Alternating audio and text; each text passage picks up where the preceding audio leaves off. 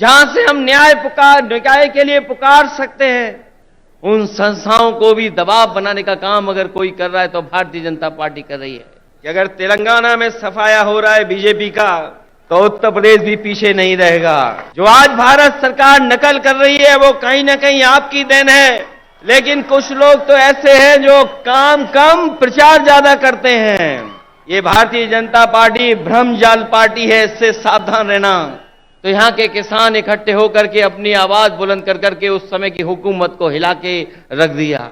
और उत्तरायण से अगर कोई चीज शुरू हुई है और अगर दक्षिणायन राजनीति शुरू कर रहा है, तो मुझे उम्मीद है कि आने वाले समय में बदलाव देश में आएगा और देश में एक नई सरकार होगी।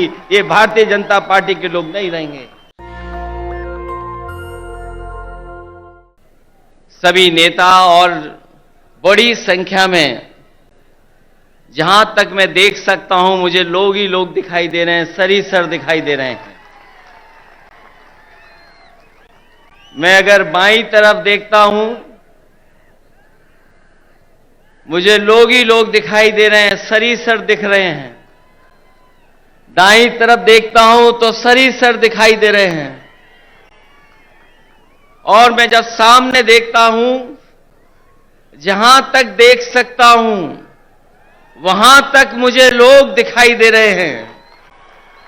मैं इस ऐतिहासिक धरती पर, खम्मम की ऐतिहासिक धरती पर, मैं आदरणीय केसीआर साहब का बहुत बहुत धन्यवाद और आभार प्रकट करता हूं कि यहां पर इतनी बड़ी संख्या में आपने बुला करके पूरे देश को एक संदेश देने का काम किया है।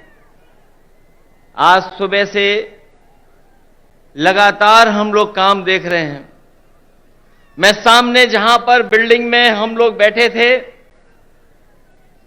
ये इंटीग्रेटेड जो ऑफिस बनी है, कॉम्प्लेक्स बना है, एक ये उदाहरण है सरकारों के लिए कि एक जगह कैसे अधिकारी बैठ सकते हैं और जनता को तकलीफ और परेशानी नहीं होगी, एक ही जगह पर समस्या का समाधान हो जाएगा। ये खम्मम वो धरती है जिसने हमेशा इतिहास बनाने का काम किया है। यहां के लोगों ने बड़ी से बड़ी हुकूमत रही होंगी, ताकतें रही होंगी, उनके खिलाफ अपनी आवाज उठाने का काम किया है। यहां के किसान, यहां के नौजवान, अगर किसान कभी इकट्ठे हुए हैं और अपनी आवाज को बुलंद करना पड़ा होगा, तो यहां के किसान इकट्ठे होकर के अपनी आवाज बुलंद कर करके उस समय की हुकूमत को हिला के रख दिया। मुझे उम्मीद है कि आने वाले समय में जो हालात हैं देश के, जिन परिस्थितियों से हम लोग गुजर रहे हैं, जहां भारत सरकार और खासकर भारतीय जनता पार्टी, जिसकी सरकार दिल्ली में है, एक एक सरकारें जो चुनी हुई उनको परेशान कर रही है। चाहे वो आपकी सरकार हो और चाहे आपके बीआरएस की पार्टी की सरकार हो, जो सहयोग और जो मदद और जो लोकतंत्र में सम्मान मिलना चाहिए वो सरकार सम्मान नहीं दे पा रही। समय समय पर रुकावट कैसे पैदा हो, नेताओं को कैसे परेशान किया जाए, उनके खिलाफ क्या साजिश की जाए, उनके विपक्ष के लोग जो उनके सामने खड़े होकर के सवाल पूछते हैं, उनको किस षड्यंत्र से उनको दबाया जाए, उनकी छवि कैसे खराब की जाए, ये भारतीय जनता पार्टी की सोची समझी सी रणनीति के तहत काम कर रहे हैं। जो संस्थाएं हमें न्याय देना चाहती हैं, जहां से हम न्याय के लिए पुकार सकते हैं, उन संस्थाओं को भी दबाव बनाने का काम अगर कोई कर रहा है तो भारतीय जनता पार्टी कर रही है। अभी कल ही भारतीय जनता पार्टी की मीटिंग खत्म हुई है और उन्होंने कहा कि 400 दिन बाकी हैं। हमें तो लगता था कि ये सरकार तो वो है जो दावा करती थी कि हटेगी नहीं, अब तो वो स्वयं स्वीकार कर रही है कि अब 400 दिन हैं। जो सरकार अपने दिन गिनने लगे, जो सरकार अपने दिन बताने लगे, समझ लो ये 400 दिन बाद सरकार रुकने वाली नहीं है। अब तो 399 दिन बचे हैं।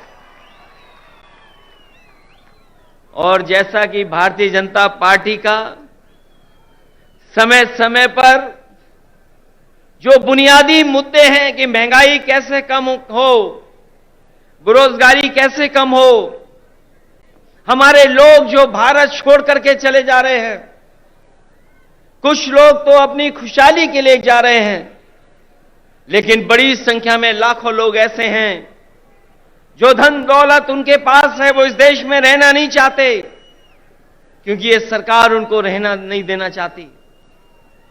इनके पास बुनियादी ठोस मुद्दे जो किसान की जरूरत के वो नहीं पूरे कर रहे हैं। आपको सबको याद होगा, यही बीजेपी के लोगों ने कहा कि हम किसानों की आय 2022 तक दोगुनी कर देंगे, किसान की आमदनी दुगनी हो जाएगी। हालांकि 2023 शुरू हो गया है, लेकिन मुझे तो ये लगता है किसान की तकलीफ और परेशानी को देख करके इन भारतीय जनता पार्टी के लोगों का 2022 अभी खत्म नहीं होगा, इनका 22 खत्म नहीं होगा, 23 आ गया, 24 आ जाएगा। लेकिन भारतीय जनता पार्टी ने जो वादा किया था कि 22 तक हम किसानों की आय दोगुनी कर देंगे, वो अभी दोगुनी नहीं हुई है। हमारा किसान तकलीफ और परेशानी में है, उसको वादा तो कर रहे हैं, लेकिन जो बुनियादी उसे मदद मिलनी चाहिए वो मदद नहीं मिल पा रही है। ये हमारा जो नौजवान दिखाई दे रहा है, ये नौकरी और रोजगार की तलाश में अपना भविष्य चौपट कर रहा है। ये सरकार कोई ठोस कदम नहीं उठा पा रही। आपका प्रदेश में तो सरकार है जहां मुख्यमंत्री काम कर रहे हैं, लेकिन हम तो अपने प्रदेश में देखते हैं जहां पर बड़े पैमाने पर बेरोजगारी है। जैसे ही चुनाव आ गया है, इन्होंने तय कर लिया है कि जगह जगह इन्वेस्टमेंट मीट करेंगे और इन्वेस्टमेंट मीट के बहाने लोगों को धोखा देंगे। ये प्रचार के माध्यम से धोखा देना चाहते हैं। वैसे तो समय समय पर देश के लोग और देश के जो नेता होते हैं वो G20 की अध्यक्षता कर रहे हैं, लेकिन इस बार इन्हें मौका मिला है अध्यक्षता करने का। मुझे लगता है कि केवल चुनाव के लिए ही प्रचार करेंगे, उसमें कोई ठोस कदम नहीं उठाएंगे। इसलिए आज जब हम इतनी बड़ी संख्या में लोगों के सामने इकट्ठे हुए हैं, जहां मुझे लोग ही लोग दिखाई दे रहे हैं, उनके सामने मैं कह सकता हूं कि अगर तेलंगाना में सफाया हो रहा है बीजेपी का, तो उत्तर प्रदेश भी पीछे नहीं रहेगा। आप अपने प्रदेश से हटाइए, यूपी से हम लोग मिलकर के उनको हटाने का काम करेंगे।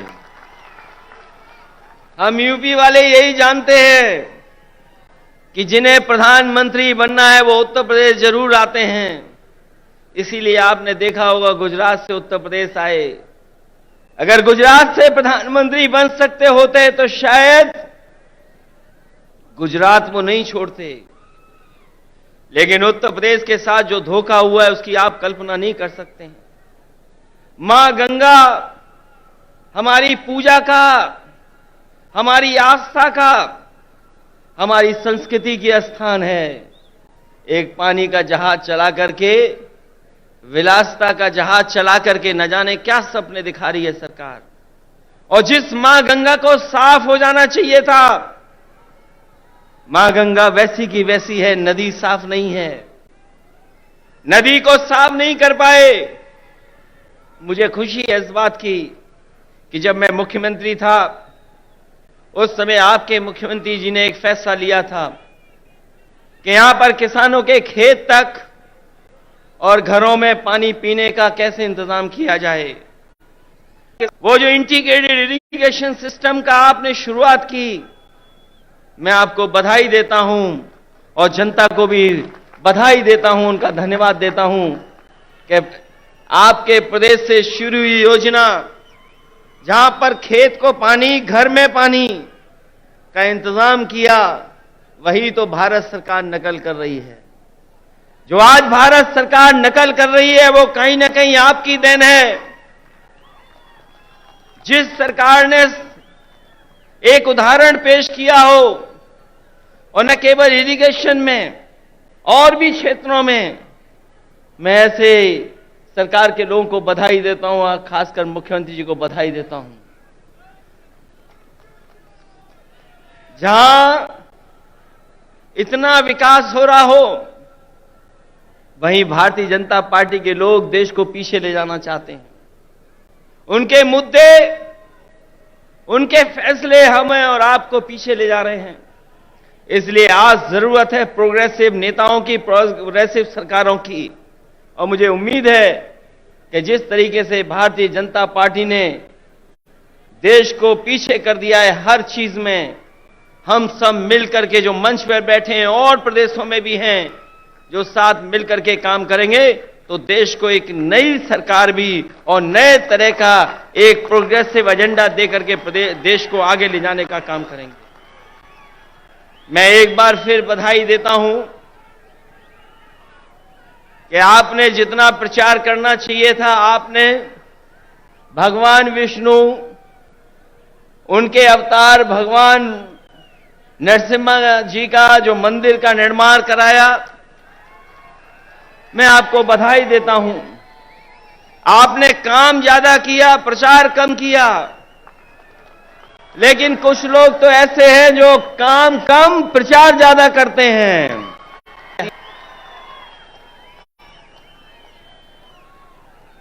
इसलिए जब अभी हम लोगों ने त्योहार भी मनाया है, हमारे यहां मकर संक्रांति का त्योहार तब मनाया जाता है